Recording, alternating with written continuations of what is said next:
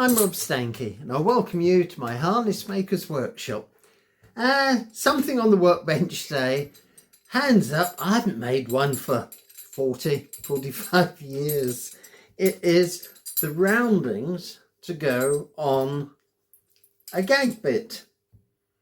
Very popular with the polo players. That's where I used to make them when I was in London.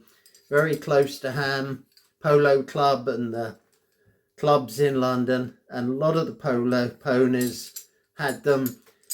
Buckles onto the headpiece as a normal cheek piece. The reins go on the end and the bit slides up and down depending on the rider action with his hands. These are leather ones. One, as you can see, is snapped to make a new one. The modern ones are actually like a nut braided nylon that are easier to fit, but this particular customer likes the old style in the leather, so that's what I'm doing today. It starts off as normal, cutting it off the hide with my flower gauge. I then cut them to shape, and I actually compared the customer's sizes with in my pattern book. Yeah, spot on, exactly the same. So there's the cheek piece. The buckle obviously will go there where the crew hole is, and the ring will go at the other end. Now that's very wide, it has to be rolled. So to roll the leather, you mark it all out. You then put it in water. So the whole lot, a bit like stallion. I'm just looking up at my stallion bridle in my workshop with the side reins. It's the same method of doing it. You can see there's wire inside. I'll drop the camera down in the middle. You stitch it round, but you've got to countersink the stitches inside the leather so the rubbing of the bit doesn't wear them out before the leather's worn out. So follow me onto the workbench now and we'll go through the tools and how I make it and stitch it. So follow me down here now. Now you can see this is the other cheek piece that I haven't stitched yet. That's the full width of it. I've marked out the buckle at the end. That'll be stitched over, and at the other end there will be a ring stitched on to take the reins. It doesn't obviously stay that wide. It is soaked in water, and that's how I roll it. But before that, I mark the stitches. I slit the leather, as I explained. I put the stitches in with the pricking iron, and then I need a filler. It's not just hollow inside, it has some wire. So I get my wire cutters and just measure roughly the length, not exact, a couple of inches over, and trim that off later.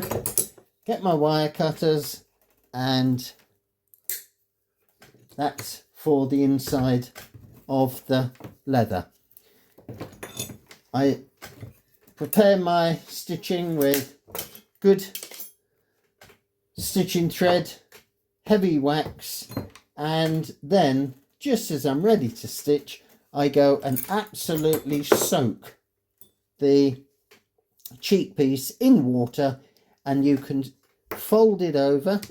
You can see me folding it over to get that. It's already starting to get the roll on it. Now I'm going to just get my stitching clamps, rearrange the camera, and you'll see me stitching it. When it's all finished, I've got a few unusual bits, apart from the gag bit here, including one that is one of the most rarest you'll ever see. So I'm going to carry on stitching this, and when it's all finished, I'll show you a few interesting bits.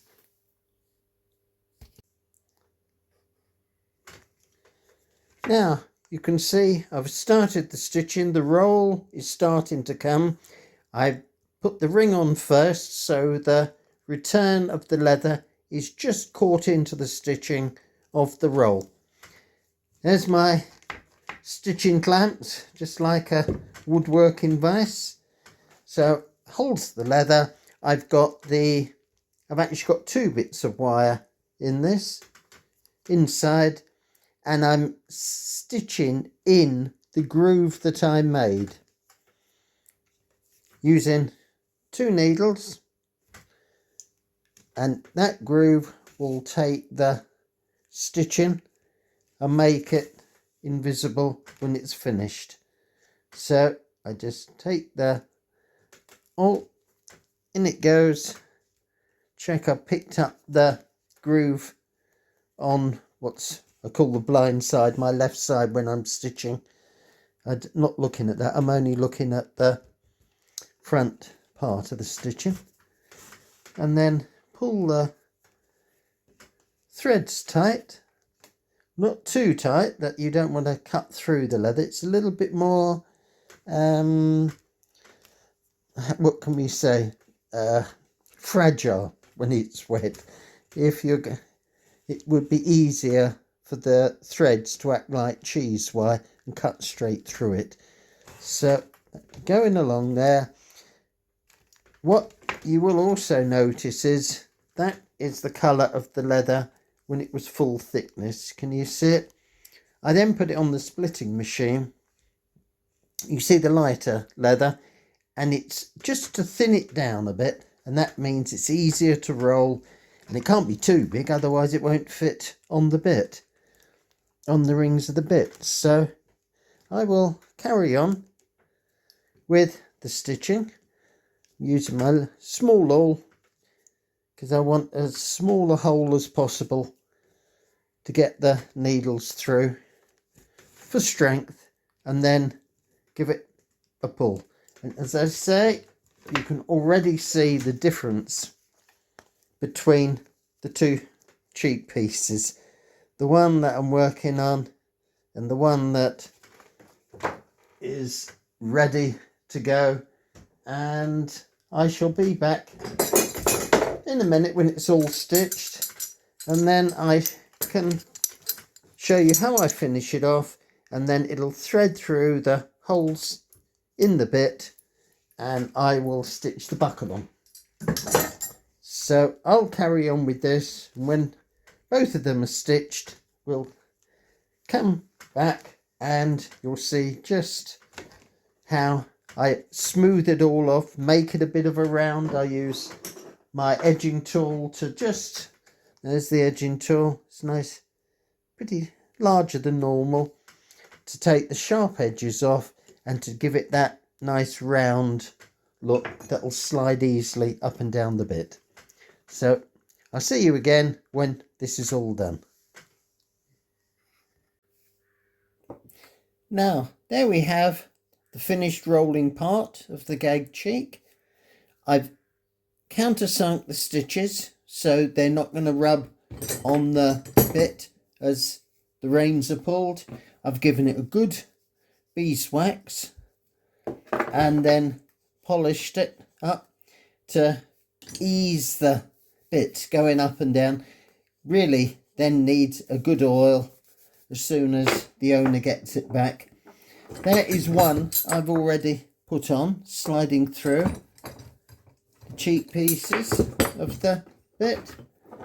Now I've just curved the end a bit so you can see it, so that should go through the first ring on the bit. You see me pulling it through, and then pull it a bit more, and that will pop through the second of the holes in the bit, pull it, and it's in, and that's how it runs up and down. Now what I've got to do is to put, well, what I'll do is I'll actually flatten this out a bit, because it's ended up curved, putting it through the bit. I've marked the stitching with the pricking iron, you can see at the end there, and I put the screw hole that'll take the buckle. So before I stitch it on, I'm going to put the little running loop onto there, fold that over, put the buckle on. There's the tongue. There we go. There. And I shall stitch that on so it will end up looking like this one here once I've used my black thread and my little awl. For that you don't need a big one. So I'm going to do that, and then when I come back I'm going to show you a few interesting bits, a couple you might not have seen before. So I'm going to get on, put this buckle on, and then I'll be coming back to you to show you the finished article and some more bits. Okay? And it is all finished. There is the gag bit, and 1, 2, drop down. They work nicely. There we are. That's the gag. Buckles on the bridle, onto the reins, and away the polo ponies generally go. This isn't actually for a polo pony, but it's just where I learned to do them, living near Ham Polo Club. So before we finish, there is a Wilson bit. You see, with the, it's also called a 4-ring, obviously. So one ring goes onto the bridle and the other goes onto the reins or a lead rein. And if you've watched my videos before, you would have seen this one. It's a mouthing bit, but the middle bit is wood. Quite unusual. Never seen one like that before. Little tip. If you're trying to either ride or drive a young pony and he's not very happy with the bit, get your saddler to cover it in leather.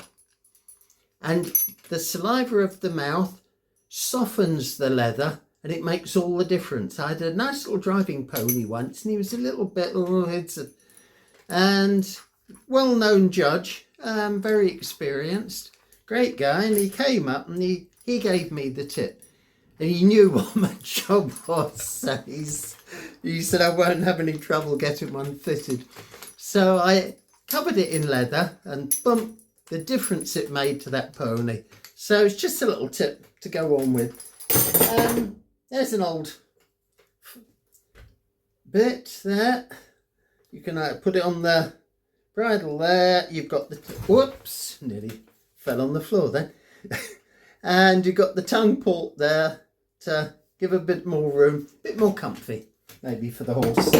And then we got little and large.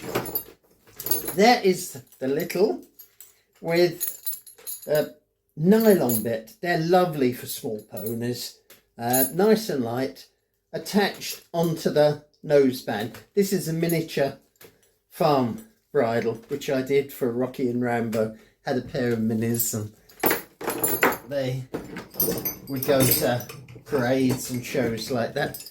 And that was the little, and here is the large. You see, with the bit, and it's got a hook at the end. So you just hook it onto the, yeah, simple. So that concludes my workshop side for this video. I'm going to go through my pictures and see what other unusual bits. I think I've got some dating back to Viking days, before that, the Bayeux Tapestry, the Norman invasion. So actually I see the Bayeux Tapestries coming to Britain for, I don't know, 2 or 3 years. So maybe I'll do something on that. It's a beautiful piece of artwork. So I'll say goodbye for now. Remember, if you can pop your finger on the subscribe button, it doesn't cost you anything. I appreciate it, and you get advance warning of what I've got in store for you that week.